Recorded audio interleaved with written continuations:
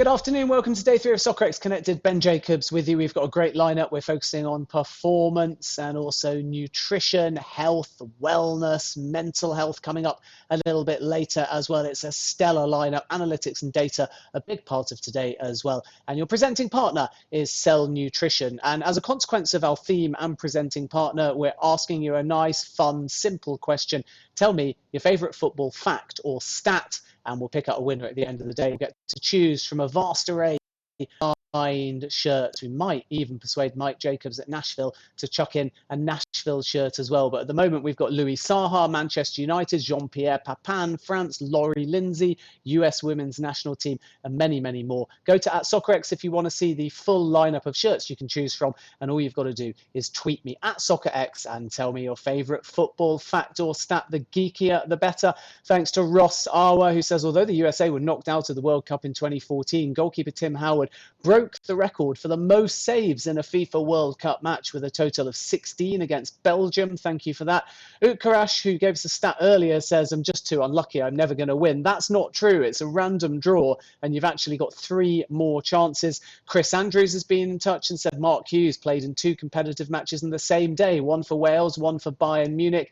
And Katie writes in and says that the Brazilian Ronaldo R9 has played for Real Madrid, Barcelona, Inter and AC Milan, but has never won or played in a Champions League final. Good stats and facts, everyone. Keep them coming. #Soccerex Connected, and you could win that signed shirt. So let's move on now to our next panel. It's entitled Waiting for Moneyball, and it has been several years since we were promised that the avalanche of data now available in our sport would produce our very own Moneyball style disruption, where the smaller clubs, FC Midtjylland are one of them, maybe they go against the grain, but they use data to buy smart and beat the big guys. So why at large hasn't it happened? Is football not as suited to the dissection of data, or is the wrong data just being used? Another theory is that it's happened first at the top of the game in order to maintain the existing order. To discuss this in a panel sponsored by the Cruyff Institute, I'm delighted to welcome Oliver Gage, the Director of Football at the Canadian Premier League, Mike Jacobs, General Manager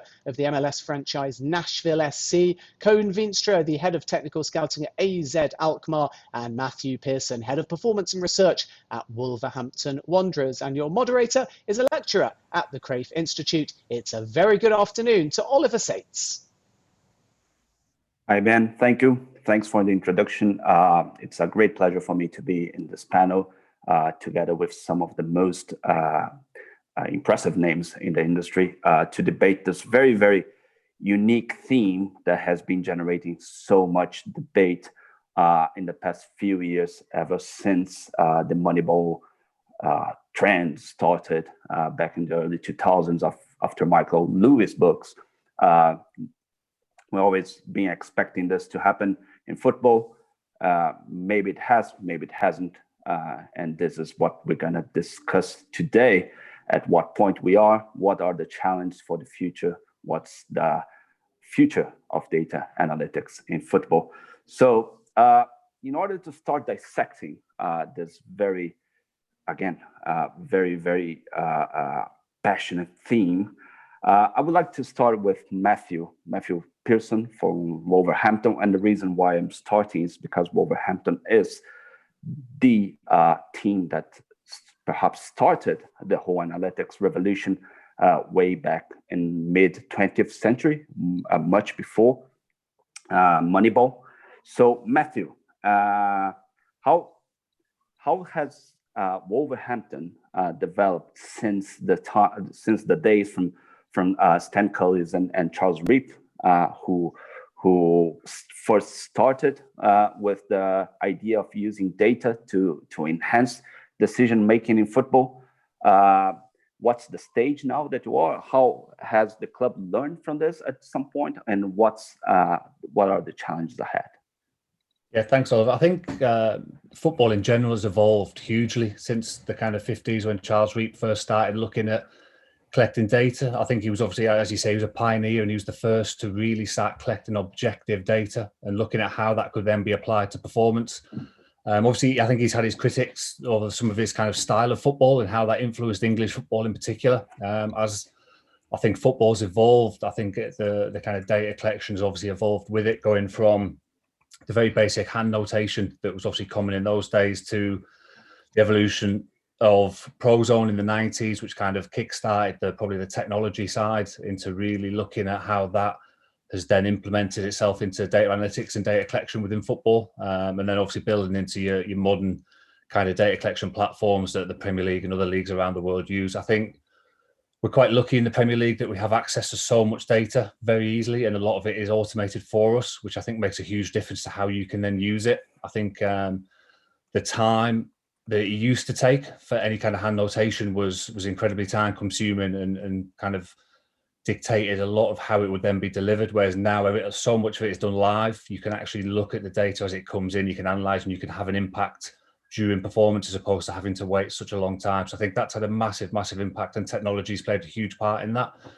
I think how we use it is probably slightly different to some clubs. Obviously, some clubs are, as is common knowledge, are very heavily invested in data and analytics.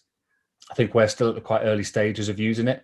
I think what we try and use it for is to kind of underpin a lot of our decision-making processes and use it as an evidence base to kind of check or challenge subjective opinion around players, around team performance. And whenever we're kind of looking at dissecting a performance, making sure we've got some evidence base behind that.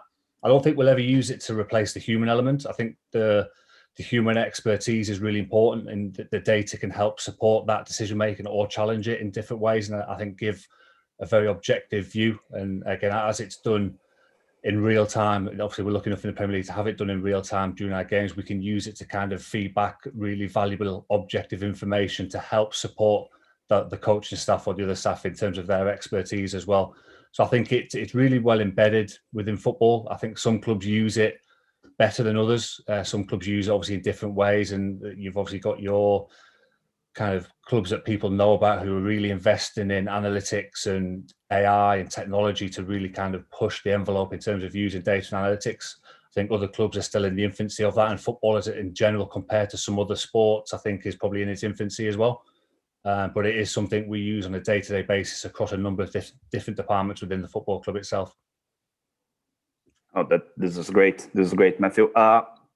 Catching up on this, I just want to ask you a question, and this is out of pure curiosity. On an average Premier League club, what's the percentage of decisions in football that are made based on data, and what's the percentage that are made based on instinct? I think it's quite hard to put a number on it because I think each club's different. Some clubs are obviously very, very data driven and will use that to inform and guide their decision-making process across the board. Other clubs rely much more on kind of using it as a guide to then be linked to the coach's expertise, if you like, or the staff expertise around that. But I think every club in the Premier League is using it to some degree or another. I think it's one that is becoming more prevalent in terms of the accuracy and the type of data that we can now get. It's becoming a lot more relevant in terms of being able to provide greater context. I think one of the issues probably in the early days of data analytics was it can be taken out of context in terms of the nature of the game. Obviously, there's so many variables within a game of football, and it's such a low-scoring game that it's sometimes quite hard to kind of say that something's happened because of something else, which is what a lot of the kind of data analytical algorithms would do. Whereas now I think you being able to link the physical to the event data is kind of create that context and become a much more valuable and kind of in-depth data set, which then helps to inform those decision-making processes. So I think a lot of clubs, again, as I said, would use it. I think putting a number and a percentage is quite difficult because obviously it's driven by senior management of the club, whether that be the first team manager or a sporting director or technical director, depending on how the club is structured. Each of those clubs would have a different idea of how that data would use it. Would be slightly different in recruitment as it would be in terms of analysis, in terms of your pre-match, during and post-match with the team itself. So I think it's one that every club uses it to some degree, but some clubs use it very heavily for recruitment. Some will use it very heavily for performance. Some will use it very heavily for both. Some will use it minimally for both. But I think everyone is using it and has some value from it. I think the skill set of an analyst and the data analytics staff is to be able to translate that data into actionable kind of insights. I've seen some things on Twitter recently that people have probably criticised in that they're just almost reading a data metric. So it's kind of, I think it was someone talking about a player saying high XG from ball progression. But what does that mean to your general football person? It's good, valuable evidence and analytical information, but unless you're able to translate that, it's not going to go anywhere, if that makes sense. So if you're having all this data, and there's thousands and thousands of data sets that come in throughout, obviously access to league data, to your own game, there's so much data available. If you can't translate that so that a coach and player can understand, it becomes irrelevant anyway. So I think the human skill set is being able to take what's really important from that data set for you as a club, because every club will have their own ideas around what they want to use the data for. And I think that's really important, and that you need a clear kind of strategy as a club for what you want to use the data for. So it doesn't become just a little bit haphazard, or we'll use a little bit here, a little bit there. There's a real clear structure of, we want to use the data to underpin this process and that process, and this is how we think we can do that. So I think it's important to have that structure, and then the skill set of the staff who are analysing the data to be able to translate that to real world language for obviously for their audience, whether it be coaches, players, technical directors, chairmen, board members, etc. So I think that's the kind of how you would link the two. But putting a number on it as a percentage, I think, is very difficult. It is. Thank you. Brilliant stuff. Great overview. Surely translating data to influence, to impact decision-making in football is one of the big challenges analytics face at this moment. And catching up on that, Mike, you had the one amazing challenge of building an entire new squad from zero. For a new team, creating a new team. How much did you use data for that, and how much of other type of decision making you use for this process? You know, it was an interesting project, having to start a team from scratch, and literally without having a grassroots system to have players promote and come through, and really try to create an infrastructure to not only select players, but to identify the right kind of players for us. And you know, I think one thing Matthew said I really appreciated, that it kind of resonated with something that we talk about a lot, is the idea like subjective versus objective. You know, I think, we would use qualitative data maybe to help direct us with a process, you know, and then the quantitative stuff probably supports whether it's working, whether we're heading in the right direction. You know, I think the data you're using sometimes can support or challenge a subjective, and you know, it's really helpful for us. And the idea of building a roster and really trying to put together not only a panel of players of 30 players for our first team, but try to think strategically about the future as well. You know, we leaned very heavily on building a staff of people who have experience within our league and understand maybe what traits or qualities with certain roles would be successful. We spent a lot of time talking about the regards of the qualitative information, working with our first team staff and creating positional profiles to try to get a really good idea about what things they think a specific role in the field would be important, or what a player looks like from a technical, tactical, physical, and psychological standpoint. And I think a challenge that happens sometimes in clubs is people independent of their coaching staff or management identifying or selecting players that might not fit the manager's vision, because the reality is, if you're doing that and the manager's not going to utilize that player, you waste a lot of money. You know, so for us, we work very closely with our coaching staff, with our technical staff, to get some good insight into, especially building it from the ground up, what qualities and attributes probably were important for specific roles, and then trying to use data to support, you know, the selections we're making. Great. And how happy are you with the results so far? Of when you think about the 0.0 when you started everything, and looking back now to the squad that you created, to the methodology used, how happy and satisfied are you with the strategy used, and how much you think you should change for the future? In our league, like most leagues in the world, you know, they really, when you look at the expansion teams, Major League Soccer have the media and fans probably have grouped most first-year expansion teams into two different categories. You know, those that are spending, you know, significantly in their first year and have translated into success, and those that hadn't spent a lot in their first year and struggled. And for us, you know, we hope that, you know, in year one, as we head into year two, maybe we created a third model from the standpoint of being strategic about where we spent, maybe looking at trying to, you think about the Moneyball thesis, the simplest of terms of trying to acquire undervalued properties, you know, to add in our team. And I think in year one, to advance to the playoffs or the postseason was very unique for a first-year team.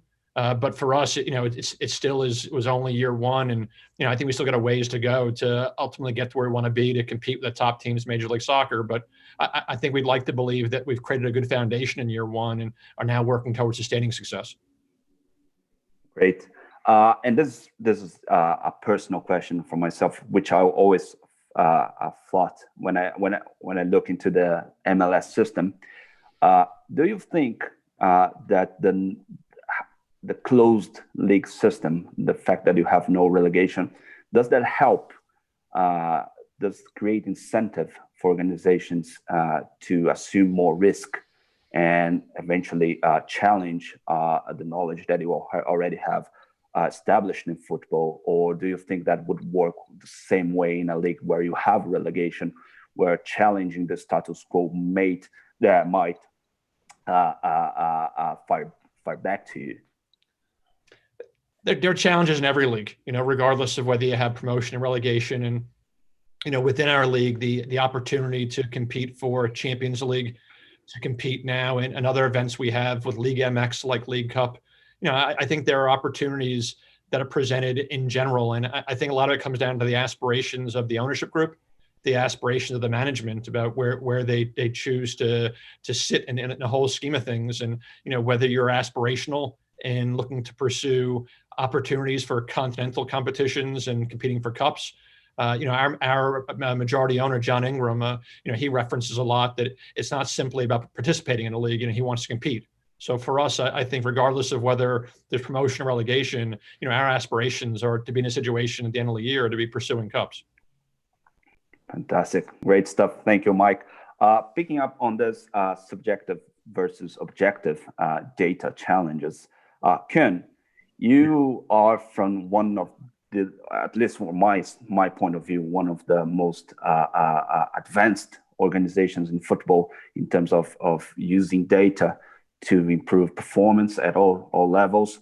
And surely at scouting, that seems, if you will look back into the AZ Alkmaar record and the net transfers you have year after year, surely there's a lot being done there.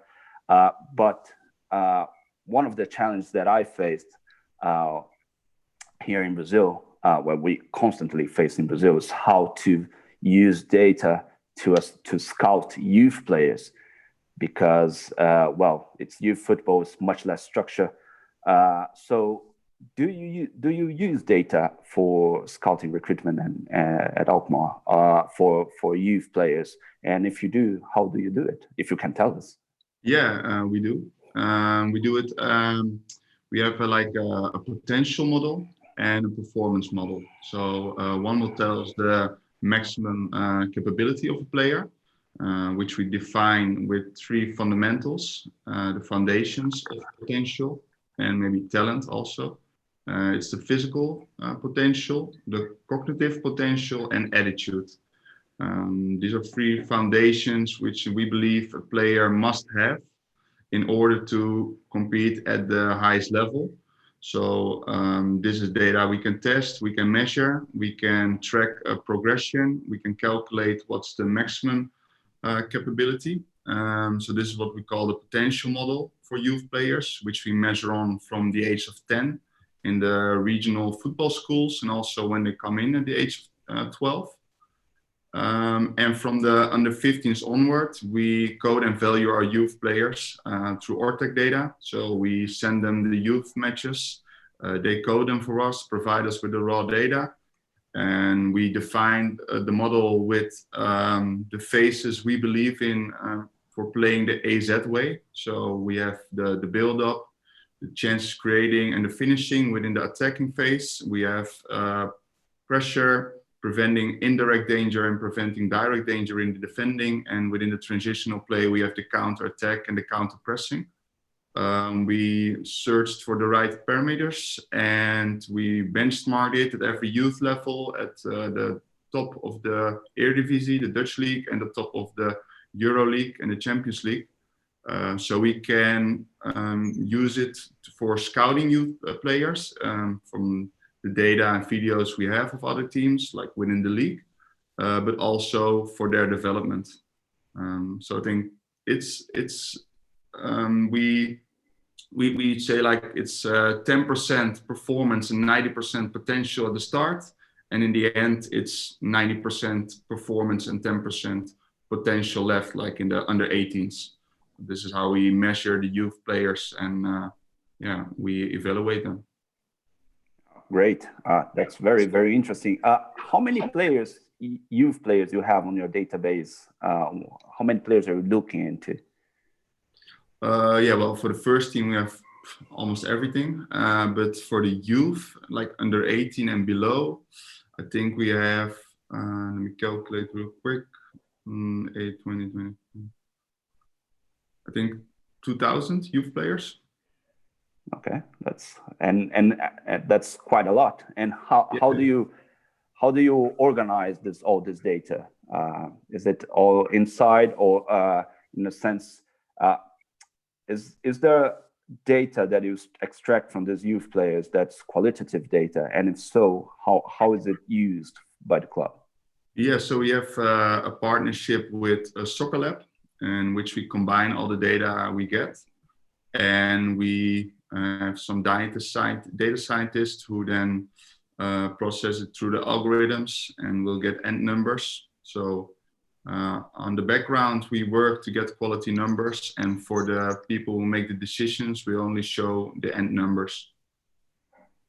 That's great. Yeah. All right, fantastic. And how do them, and picking up on what Matthew said before, how do you translate this data to managers or to the coaches? Are they already used to this data? Yeah, because that's a point I understand really well from Matthew. It's always a discussion. Should you made it like shoe ready, we say, for the manager, or do you have to bring in managers who can understand data? And we believe in the second. We are a club who believe in this data decision philosophy. So we get in staff who can work with data. So we don't have to translate it to them, but they have to adapt to the data. Oh, that's great. Fantastic. Thank you.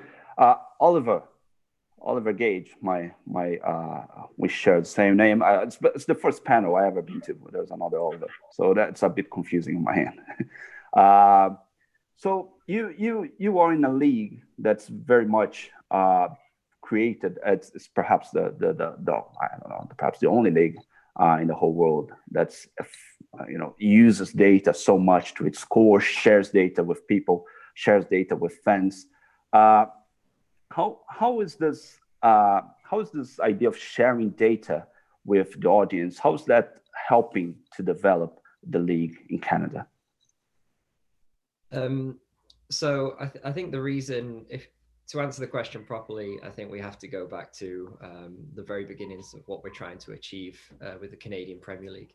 So, like you rightly said, we're the only major country in the last 25 years since MLS really to launch a professional league from nothing.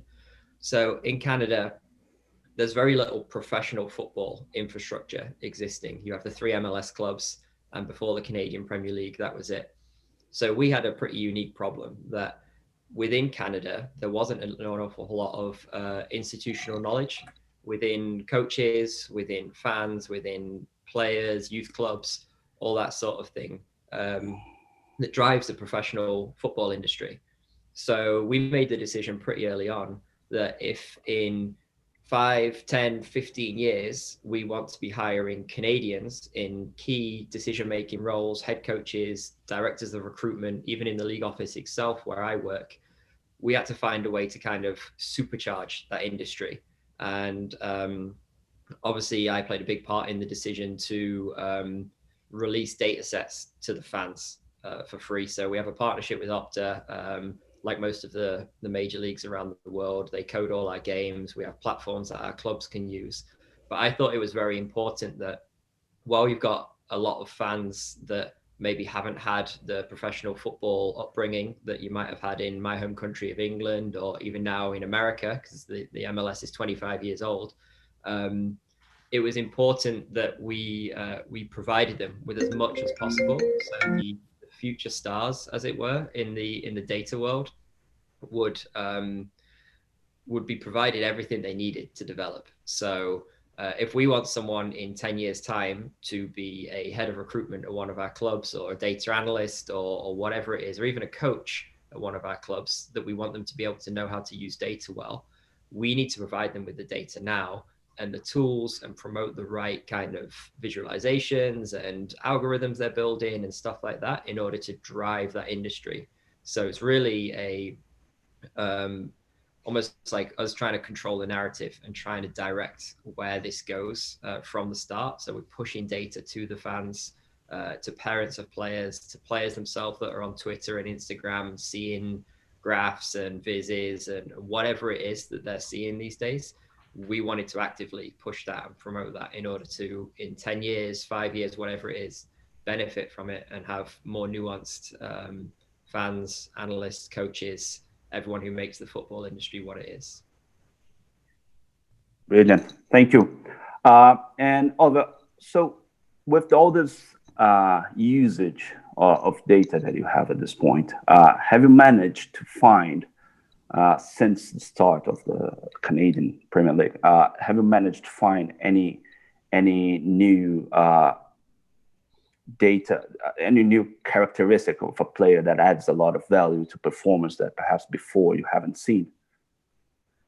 To be honest, I wouldn't say with the data we're using and the level we're at, I wouldn't say that we found any insights that aren't already kind of existing in the world. Obviously, when you look at the world football pecking order, the Canadian Premier League is still, as a league that's 2 years old, played 2 seasons, one of which has been interrupted by COVID. We're still kind of not where we think we're going to be in 10 years and 15 years. So I wouldn't say that we've kind of released a data set and someone has gone away and found some incredible insight that, you know, we never would have found on our own or nobody's found. But I think what we have been able to do is benefit very quickly and catch up with the rest of the world much quicker than we would have done naturally. So in the position we're in, I don't think there's anything wrong with taking all the lessons that the football industry has learned over the last 10 years through the use of data. And instead of starting from scratch ourselves and saying, okay, let's kind of go through this process of using data incorrectly and learning some harsh lessons. No, forget that.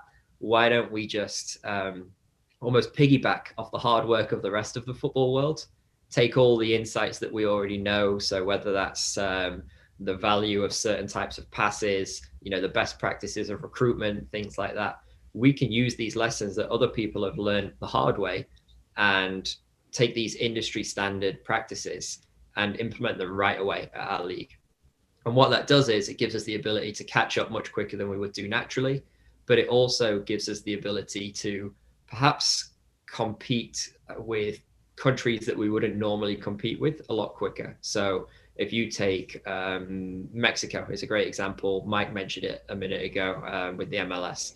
It's a huge football nation, incredibly powerful, loads of money in the game, some massive clubs.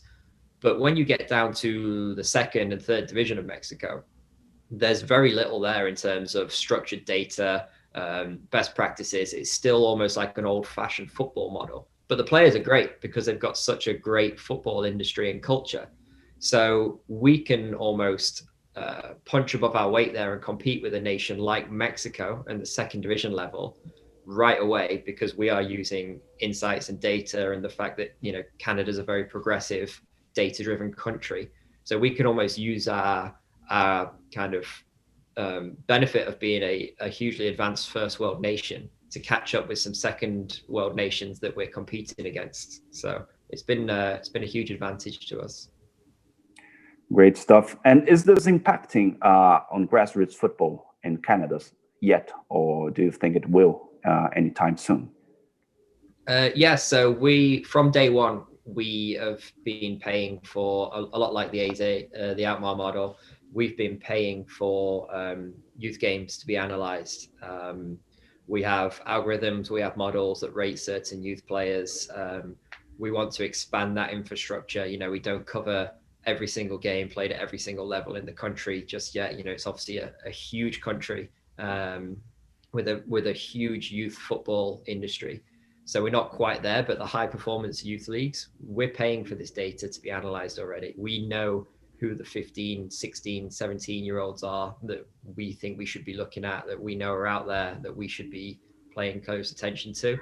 And a key part of my role at the league office is to work with clubs and to help them with this thing. So instead of, I always call my department like the ninth scouting department in the league. We have 8 clubs, and the league office provides the ninth scouting department that's agnostic, but we have a live database that at all times our clubs can log into, and we have algorithms, we have exports, we have reports on players that they're neutral.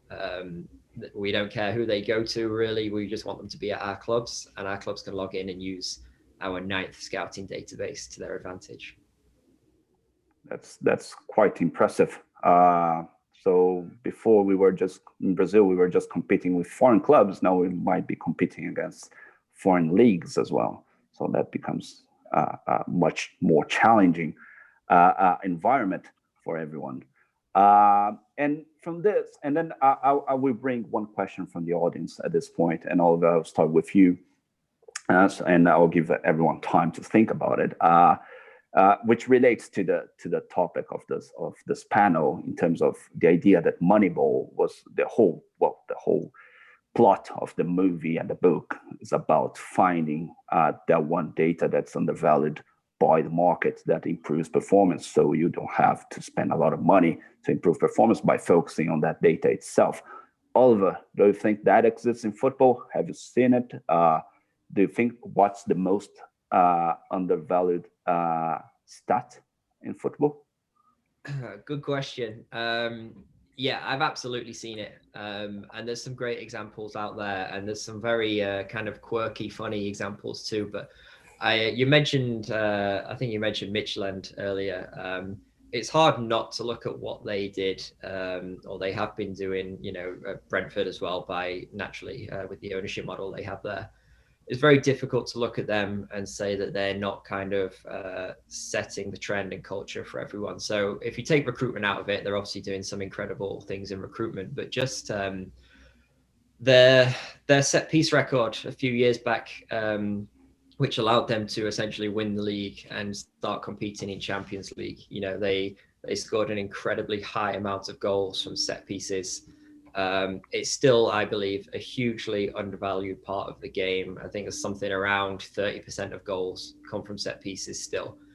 Do we spend 30% of our training energy and our time and all that and our resources on 30% of the goals in football? Or do we spend 90% of our time training for open play scenarios, which only account for 60%? And I think they proved, or at least indicated very heavily, that if you put that extra bit of work into an underappreciated part of the game, you can compete. And it happened in England. Tony Pulis's Stoke City did incredibly well from set pieces, and very famously with Rory Delap's long throw. They scored a load of goals from Rory Delap's long throw, survived in the Premier League against all odds. Sam Allardyce has done it before.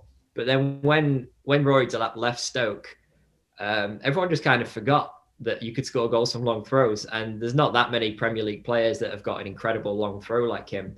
But I was very surprised to see that you've got a club massively competing, punching above their weight, using a long throw.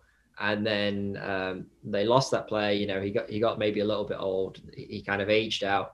And everyone just kind of went about their business like it never happened. And now, very few teams in the Premier League are utilizing a long throw. Set pieces, corners, free kicks and stuff are valued. But I thought it was very interesting that everyone just kind of forgot about Rory Delap's long throw and went about their business, when there was quite clearly a way to add 5, 6, 7 goals to your season if you can find a Premier League level fullback or player that has also got an absolute rocket for a long throw. It can turn everything into a corner for you. Fantastic. Matthew, do you agree? Do you agree with the idea that set pieces should be explored more? Do you think that's the case in the Premier League?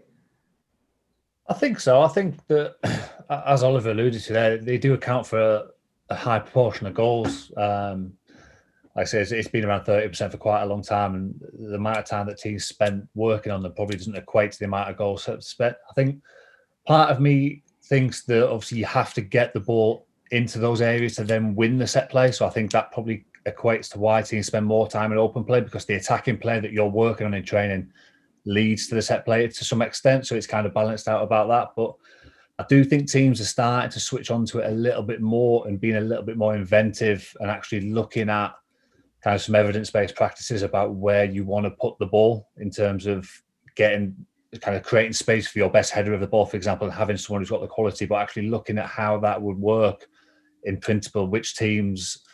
So for example, to kind of practical example would be looking at using the data to exploit set plays, is where the teams have most of their first contacts is quite a basic element of that. But I think in terms of looking at the evidence about, okay, we know that team wins most first contacts, which play does that relate to? So which play do we as an attack team want to keep the ball away from?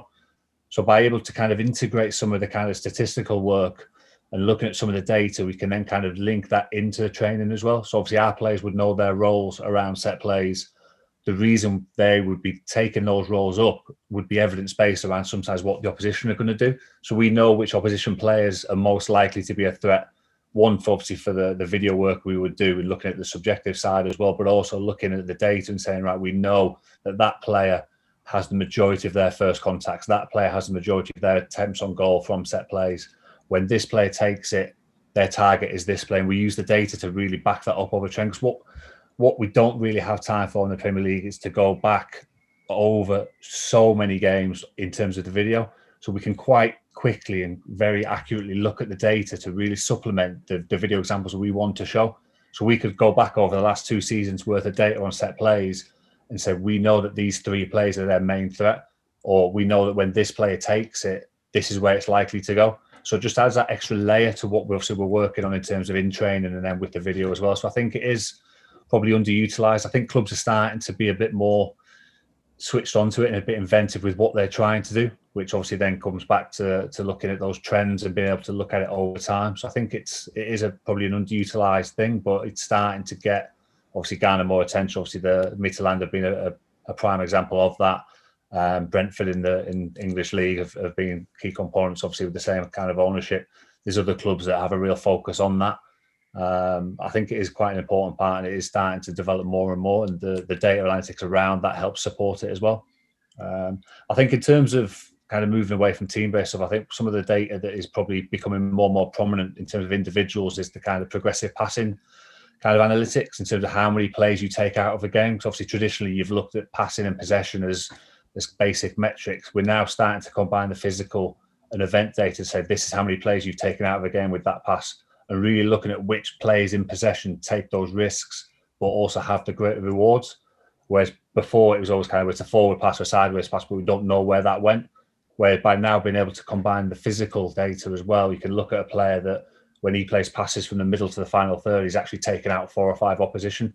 I think that's, in terms of individual stats, is probably going to be one of the next big ones in terms of looking at key profiling opposition players, your own players, plus obviously then from a recruitment point of view as well. I think it'll be quite important. Great stuff. Great stuff. People that are watching us, please take note of this. There's a really, really lot of value here. Mike, was there any secret stat that you used or still using? And how do you think this idea of using an undervalued stat in football compares to other sports in the US? I'll take a couple of things related to some of the comments that our panels are referenced. Ali mentioned Rory Delap. I actually it was Britannia at the time. I think it's Bet365 Stadium. I actually watched Stoke play Liverpool when Gerrard was there and Torres, and was blown away by the fact that a team like Stoke could even stay in the park with a team like that star-studded Liverpool side. And I think obviously taking advantage of undervalued attributes like set pieces and specifically throw-ins, it obviously was a key contributor to their success. And I think looking at asking the right questions is what it really comes down to. I had a chance to listen to Bill James speak last year, and really is the father of sports analytics in our country here in America. And he always talked about the fact that it always starts with a question. And I think it's understanding what questions there are to ask. And for us, I think looking at trying to see where you can gain advantages, and when you think about where goals are scored, where they come from, and again, Oliver mentioned as far as set piece, restarts. Matthew mentioned about progressive passing. I think looking at not only like what are instances that goals are scored from, but where do they start? Where do they come from? For us, an interesting statistic that our staff, we've got a really progressive analytics department that's led by another Oliver Miller Farrell's our director of strategy and analytics, and he and his staff keep track of items like forward passes immediately after a recovery. And I think about someone like Dax McCarty, who's been an outstanding player in MLS, and someone that was important for us to acquire. We kind of felt, Matthew mentioned a little earlier, I think about progressive passing. For us, it was looking at having someone in midfield that we felt could kind of help start counterattacks. And the fact that Dax had been among the league leaders in years previously, where maybe it's not a readily accessible statistic, but something that we've been able to track. To know that, he's so actively involved in maybe not being the person who gets the assist all the time, but maybe the person who creates and starts counterattacks, we thought was really important. And, I just think that you asked about whether it's our sport or other sports here in America. I think a lot of it comes down to asking the right questions and trying to get an idea about, where you're going to place value. And for us, I think a lot of those questions come down to, how do you create scoring chances? How do you prevent scoring chances? And, a lot of the data you're going to collect is going to be based off those questions. Great stuff. Thank you, Mike. There's a lot of data to be extracted from football.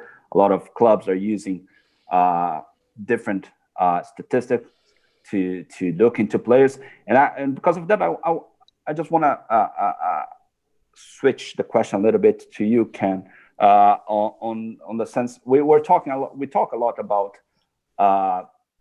clubs, what kind of data they use to buy players.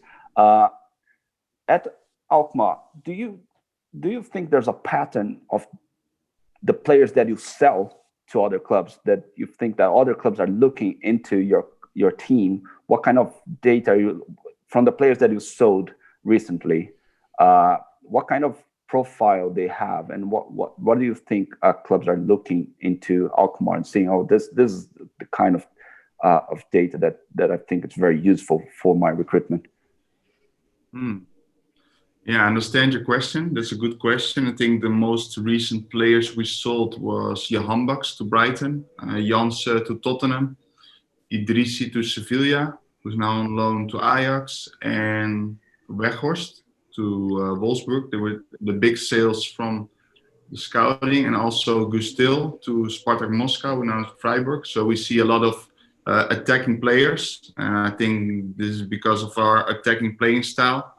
We create a lot of chances because also we work the first team manager, he works with data, so he knows where the threats or the opportunities are from our opponents. So I think this is a base for us so that we can play an attacking playing style. So this helps our attacking players to create extra assists and goals. I think in the end, a lot of clubs will look at those statistics still, the goals and assists. If you look at the players, Weghorst, Johan Janssen, they were all, and also Idrissi Till, I think they were all club top scorer, maybe even from the league or the second or third position. So in the end, goals are what matters for the most transfers. We try to look at undervalued players if we buy someone. So we don't look at goals and assists, but I think for the sales we make, there will always be one club, one big fish who will pay a lot of money for a player with just goals and assists. So this will in the end be always the most important thing. And that's the secret, isn't it? You look into things that people are not using, and then you sell for people that things people are overvaluing. That's the whole Moneyball principle, of course. Yeah, fantastic, and it's great to see the full idea in action. And for the final question of this panel, and the thing is about this, I think we have so much stuff that we could talk about for so much time. So I just want to run a final question for everyone, and I'll start with you, Oliver.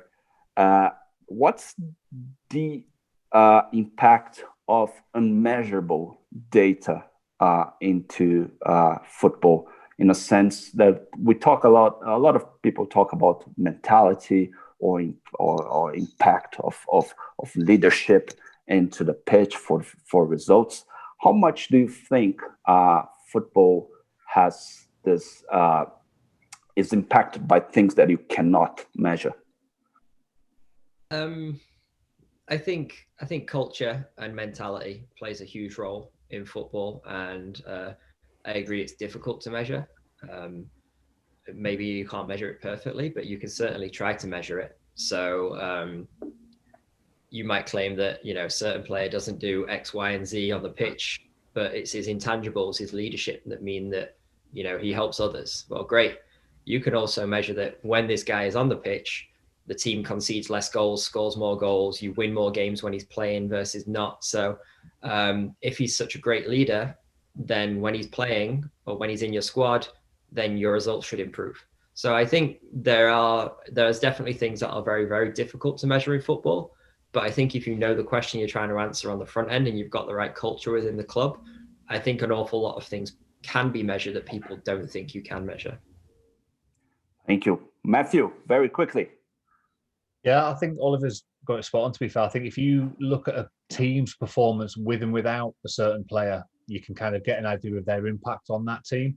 Whether that's because of their technical ability or whether it is more kind of the intangibles, that kind of the leadership that you might not necessarily be able to measure with an objective data set. But I think you can look at how the team performs when they're in versus when they're out and get an idea of that impact, which then might lead on to you looking at the more subjective things. What is he like as a personality around the changing room, before the game, during the game, at half time? How much of what their impact is kind of behind the scenes that the fans and the other people don't see in terms of their impact on the other players around as well. Other players kind of individual kind of data performance when that player isn't playing. How much impact does he have on others around him as well? I think is one way to look at it. So I think there is ways to assess it. I think some of it is probably more of a grey area than others, but I think you can look at it. But I think it does, I agree with Oliver, I think it does play a substantial part in terms of a team and a player's performance for sure. Perfect. Thanks. So much stuff that we could cover, so little time. Thank you, guys. Thanks for your time. Back to you at the studio.